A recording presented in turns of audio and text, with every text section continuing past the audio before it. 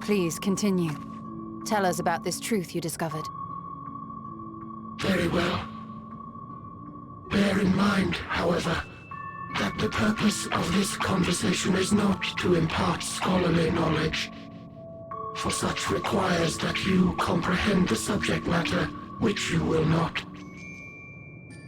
We will forego the intricacies of our scientific methodology and deal only with the conclusion, the end of our society and our world. We acknowledge, with regret, that your star is in the midst of the same panic-induced cataclysm that befell Deneb 3. As such, in order to avoid causing undue distress, we will refrain from explicitly stating how much time you have remaining. You are entirely too kind.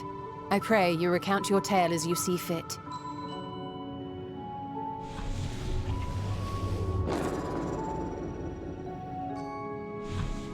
In the beginning, the universe was but a tiny particle. Then suddenly, this particle began to expand.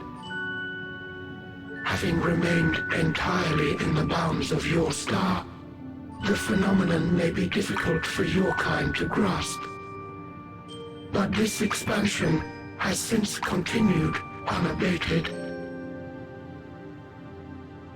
Speculating that the universe could not grow indefinitely, we sought to learn what might occur, and made a worrying discovery. The stars will continue to spread apart, as will their finite thermal energies. Eventually, all heavenly bodies will grow cold and freeze. No new stars will be born, and the universe will enter into an eternal ice age.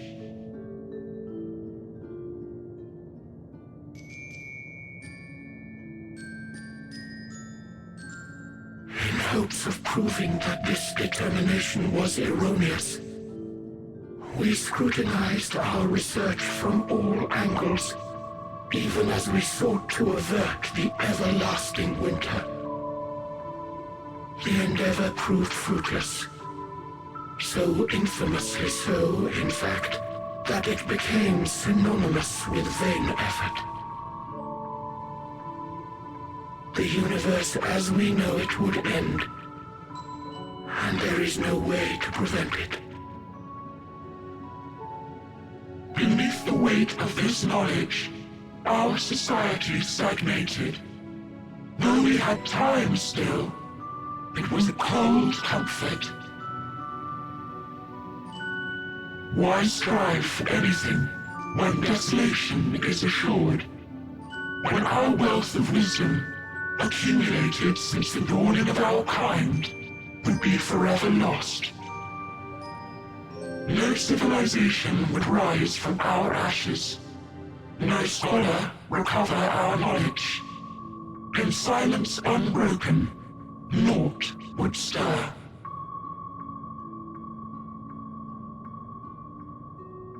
Intellect was once our pride.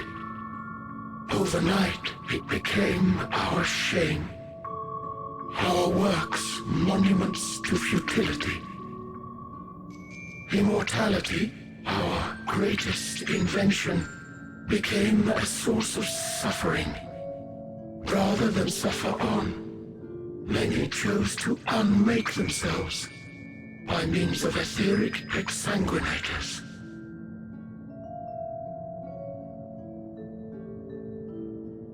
Etched upon these stones are the testaments of such souls, though many left no words at all, thinking it a pointless gesture.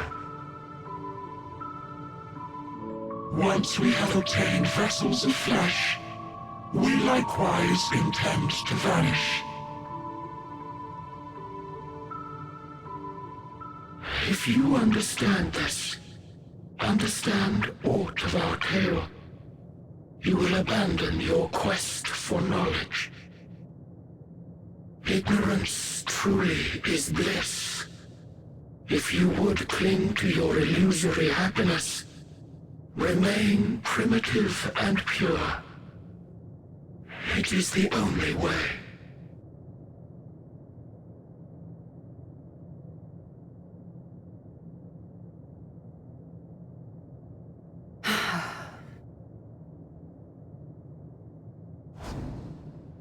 So that's your story.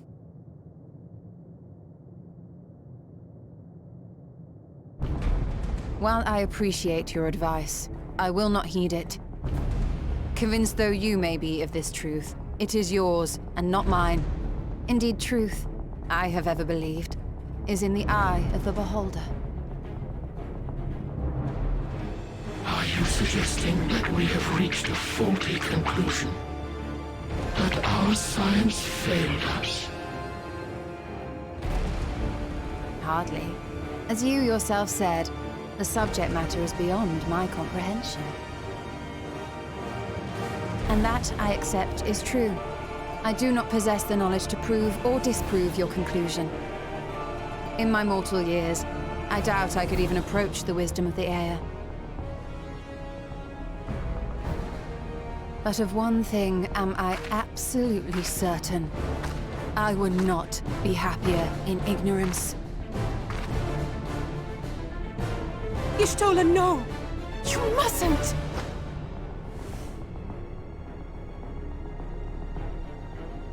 The most important lesson I've learned is that learning isn't simply passing one's eyes over words. Nay, 'tis when understood for oneself that knowledge attains its true value. This is what has sustained me, driven me onward in joy and wonder, in anger and sorrow.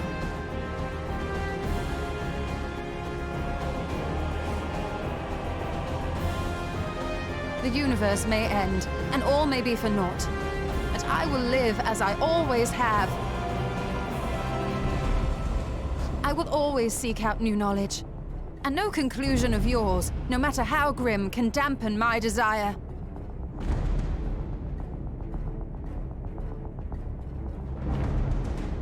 I suppose it is only to be expected. Their feeble minds cannot fathom the terrifying gravity of it all. But worry not. We consider it our duty to enlighten you. And we will not stop until you grasp the full extent of our despair.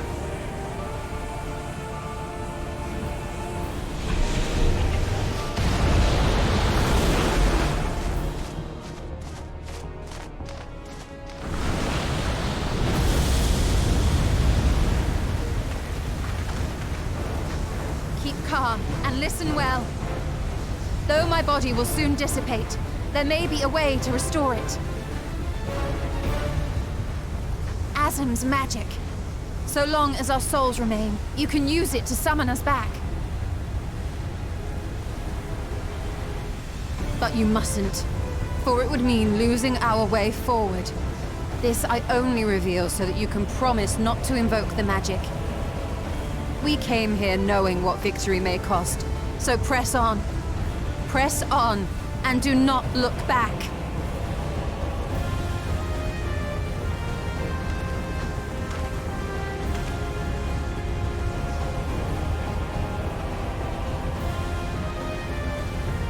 I shall join thee. As subterfuge is not required, thou shalt not suffer for mine absence. Riange. My resolve hath never been as strong as thine. Full oft have I wavered in my decisions, and afterwards been stricken with regret. In spite of this, I may still stand with my comrades, supporting them as they attempt the greatest of feats. This truth I have learned in the course of our journey. And many though my shortcomings may be, I may also claim to excel in prophecies. My studies, into which have granted me the flexibility of mind needed to bend this malleable reality.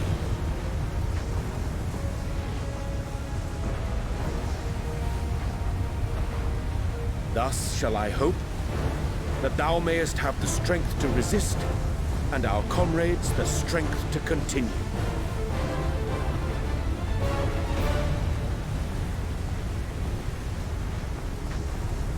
With you to urge us on, how could we possibly fail?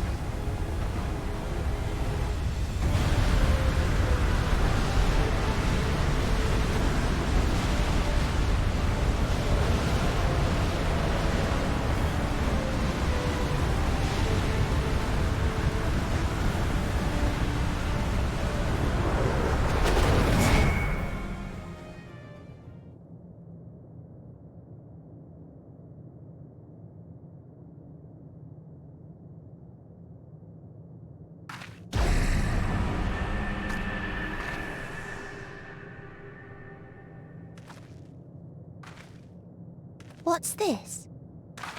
An extinguished civilization. Rekindled.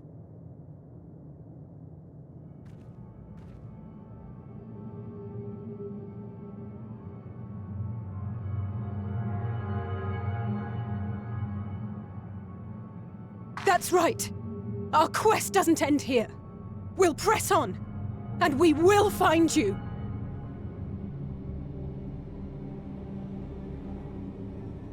There. That's where you'll find me. Is that another star? Of the stars we visited, most were already devoid of life. And where there was life still, the inhabitants wished for death. But even death, we learned, isn't truly the end. It is but a part of the cycle of rebirth.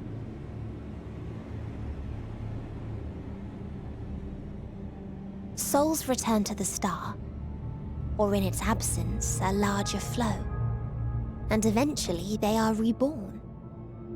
Alive again, to know suffering anew.